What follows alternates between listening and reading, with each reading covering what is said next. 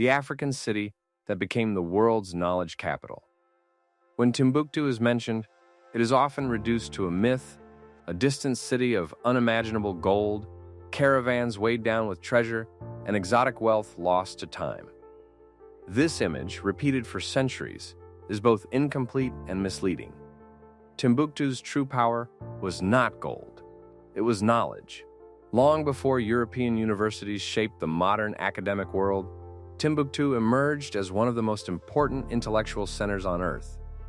At its height, it was a city defined not by material riches, but by books, scholars, debate, and learning. Students traveled thousands of miles to study there. Manuscripts were more valuable than gold, and ideas, religious, scientific, legal, and philosophical, flowed through Timbuktu into Africa, the Middle East, and beyond. Understanding Timbuktu as a knowledge capital fundamentally changes how we understand African and global history. The rise of Timbuktu. Timbuktu emerged around the 12th century near the Niger River, at a crossroads of trans-Saharan trade routes. While trade certainly contributed to its growth, trade alone does not explain why Timbuktu became intellectually dominant. What made Timbuktu exceptional was that it sat at the intersection of commerce, faith, and scholarship. The city became a natural meeting point for scholars from North Africa, the Middle East, and sub-Saharan Africa. Over time, it evolved into a place where learning was institutionalized, respected, and protected. By the 14th and 15th centuries, during the height of the Malay and Songhai empires, Timbuktu was not just a city of traders, it was a city of thinkers. Universities before Europe's golden age. One of the most misunderstood aspects of Timbuktu is its educational system. While Europe was still developing many of its medieval universities, Timbuktu already hosted complex centers of higher learning. The most famous of these was Sankore University, often misunderstood as a single building. In reality, Sankore was part of a broader university system that included mosques, private schools, libraries, and scholarly homes. Education in Timbuktu was decentralized but rigorous, based on mentorship, mastery, and scholarly reputation. At its peak, Sankore and its affiliated institutions supported tens of thousands of students, hundreds of scholars, multiple levels of education. From basic literacy to advanced research, students studied under renowned teachers, progressing only when mastery was demonstrated, not when a term ended. What was taught in Timbuktu? Timbuktu's curriculum was remarkable in both scope and sophistication. While Islamic theology formed the foundation of its education, the city's scholarship extended far beyond religious studies, embracing a wide array of secular and scientific disciplines. Timbuktu was a vibrant intellectual hub where students engaged deeply with knowledge from across the Islamic world and Africa. Subjects studied mathematics and algebra. Scholars in Timbuktu studied arithmetic, geometry, and advanced algebra, often building on works from earlier Islamic mathematicians. These studies were applied to architecture, trade, and astronomy. Astronomy and cosmology. Astronomical texts examined planetary movements, eclipses, and the organization of the cosmos. Students used these insights for both religious purposes, such as determining prayer times, and scientific inquiry. Medicine and pharmacology.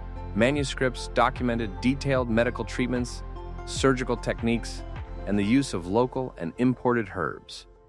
Timbuktu's medical knowledge combined empirical observation with classical Islamic medical texts. Law and jurisprudence, legal scholars debated Sharia law, civil governance, ethics, and social responsibilities. Their discussions went beyond theory to address practical issues in community life and governance. History and genealogy. Scholars chronicled the histories of local kingdoms, dynasties, and notable figures, often connecting genealogical knowledge to cultural identity and social structure. Logic, rhetoric, and philosophy, critical reasoning, debate, and philosophical inquiry were central to education. Students learned to argue, analyze texts, and think systematically about both religious and secular matters. Geography and cartography, knowledge of the wider world, including maps and trade routes, was vital.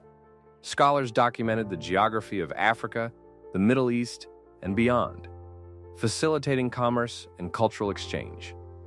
This education was far from rote memorization.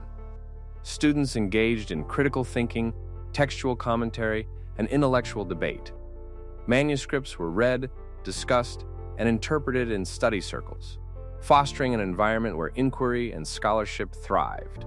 Timbuktu was not merely a center for learning, it was a living institution of innovation and intellectual rigor, attracting students and scholars from across the Islamic world and Africa. The manuscripts, Timbuktu's true treasure. The heart of Timbuktu's intellectual legacy lies in its manuscripts. Thousands upon thousands of handwritten texts were produced, copied, annotated, and preserved. These manuscripts covered everything from science and medicine to poetry and political theory. They were written in Arabic as well as local African languages using Arabic script. In Timbuktu, books were status symbols, libraries were inherited like property, manuscripts were bought, sold, and gifted. Scholars built personal collections that rivaled royal treasuries in some cases. Manuscripts were worth more than gold. Knowledge was the currency that mattered most. Even today, an estimated hundreds of thousands of Timbuktu manuscripts survive, many hidden and protected by families who preserve them through war, colonialism, and modern conflict. A global student population. Timbuktu was not an isolated African center, it was international. Students came from West and Central Africa, North Africa, the Middle East, parts of Europe. They traveled enormous distances to study under Timbuktu scholars, just as students later traveled to Oxford, Bologna, or Paris. Scholars from Timbuktu were also globally connected. They corresponded with intellectuals in Cairo, Fez, Mecca, and beyond. Ideas moved through letters, manuscripts, and returning students, making Timbuktu part of a global knowledge network. This level of intellectual exchange places Timbuktu firmly within world history, not on its margins. Scholars who defined an era.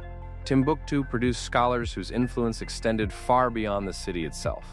One of the most famous was Ahmed Baba, 1556-1627, a prolific writer and jurist who authored dozens of works on law, ethics, history, and biography.